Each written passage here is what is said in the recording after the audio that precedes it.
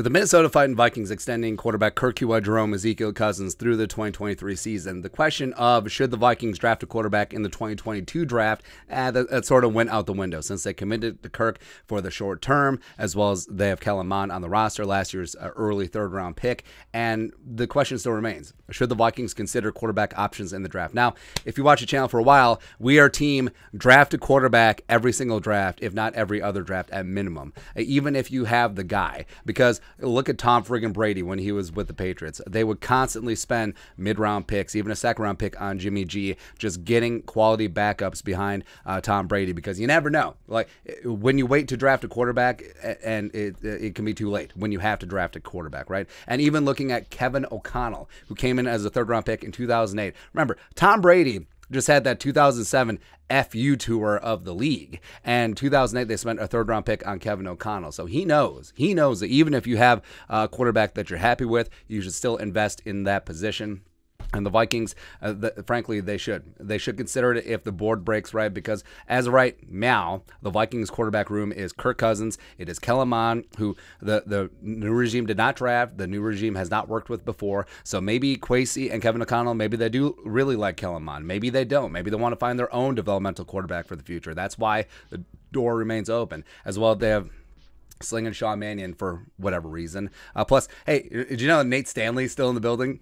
Nate Stanley. Powerful Iowa, getting it done. Yeah, so he is still there as well. And if you look at the quarterbacks in the draft, so I think that you can safely take quarterback off the board at 12, even if all the quarterbacks are still available, which I highly doubt. I think at minimum one is going to go in the top 11, if not two. I think the Vikings could potentially go in a different direction. They could certainly trade that pick, because a lot of teams behind the Vikings, looking at the Saints, looking at the Steelers, certainly would try and jump all over a quarterback if they had their choice up there at 12. So I think you can take that off the table. So that would take guys like Malik Willis, guys like Kenny Pickett, who I think will be the top two quarterbacks off the draft, maybe even quarterbacks of the draft, maybe even Desmond Ridder, who I think could be a first-round selection as well. Maybe even Matt Corral, I see as a fringe first-round guy. Again, it only takes one team. But what about the second round? What about the second round when the Vikings are chilling there at 46? What if one of these quarterbacks falls through the cracks? What if Matt Corral, the pride of Ole Miss, falls there at 46? What if Sam Howell, Sling and Sam Howell out of North Carolina, come on and race up? What if he's there in the second round? What if Desmond Ridder somehow, some way makes it to 46? The Vikings may have some decisions, because, like we said, the previous regime are the ones who drafted Kellen Mond. The new regime, Kwesi did not draft him. I'm sure Kwesi, during his time in Cleveland, has a dossier on what they thought about Kellen Mond in the draft process. Kwesi already has an opinion of him, even though they've never been in the building at the same time. And same thing with Kevin O'Connell. Kevin O'Connell, potentially a quarterback whisperer. He's never been on the field with Kellen Mond. Maybe they want to go in a different direction after they see each other starting up April 11th. Or maybe they fall in love with Kellen Mond. Who knows? Who knows? But I think that the Vikings, you can't turn down value. And Desmond Ridder or Matt Corral or Sam Howell at 46 is too much value to ignore, because sometimes the board just breaks right. And even though you may have other needs, you can't ignore BPA if he is the best player available. So you do your evaluations, even if you're good to go at a position. And if the board breaks right, guess what?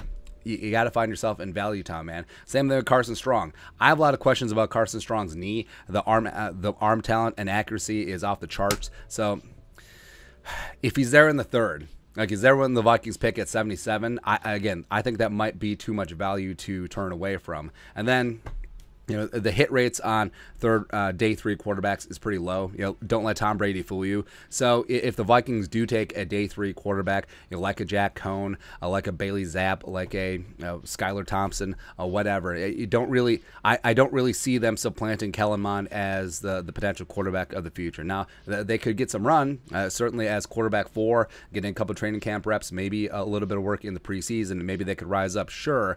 But I'm talking strictly about day 2. Because I think the Vikings are out on quarterback day 1. But again, if there's too much value at 46, if there's too much value at 77, I think that they certainly could and should consider it. And hell, it could be a spot where the new regime, Kwesi and O'Connell and Wes Phillips and company, maybe they really do like Kellen Mond. I mean, Jared Johnson, the pride of Texas A&M, the new Vikings assistant quarterbacks coach, most of his Texas A&M records were smashed by Kellen Mond. So maybe they do think that they can work with Kellen Mond, and maybe they think that, hey, there's too much value to pass up. Matt Corral sitting there at 46, Sam Howell at 46, etc. And guess what? Competition everywhere.